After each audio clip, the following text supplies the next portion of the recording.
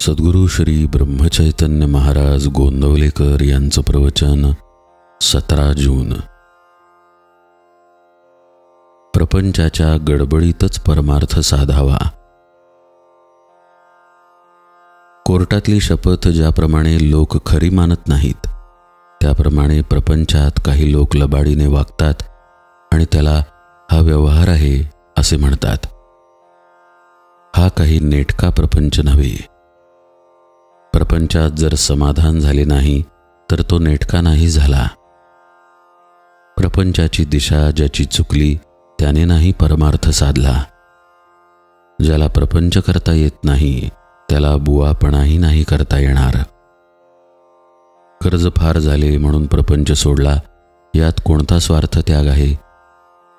प्रपंचाचा त्याग केला म्हणजे काय केले तर जंगलात जाऊन बसला. थंडी वाजू लागली तेव्हा काटक्या गोळा करून शेकोटी केली, जागा साफ केली, तुळशी लावल्या, झोपडी बांधली. पण भिक्षेला जाताना झोपडीची काळजी केली तर मग घरादारानेच काय केले होते? प्रपंचाचे बंधन सुटावे लागते. जबरदस्तीने सोडून कुठे सोडता येते? हा प्रपंच, हा संसार जर भगवंतानेच उत्पन्न केला आहे तर तो कोणाला तरी सुटेल काय? जो आसक्तीच्या आश्रयाखाली राहतो त्याला संसार आहे असे समजावे. तुकोबांना आणि ज्ञानेश्वर महाराजांना सुद्धा संसार प्रपंच होता, पण त्यामध्ये त्यांची आसक्ती नव्हती म्हणून त्यांना तो बाधला नाही. पेन्शन घेतल्यावर परमार्थ करू हे म्हणणे बरोबर नाही. या गडबडीतच प्रपंचाच्या झटापटीतच परमार्थ साधावा.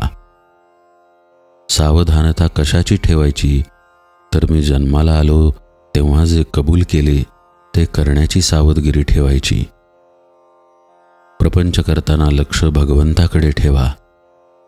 विषयात गुंग झालो, भगवंताचा विसर पडू लागला, ही संधी साधावी आणि त्यावेळी भगवंताचे स्मरण ठेवावे.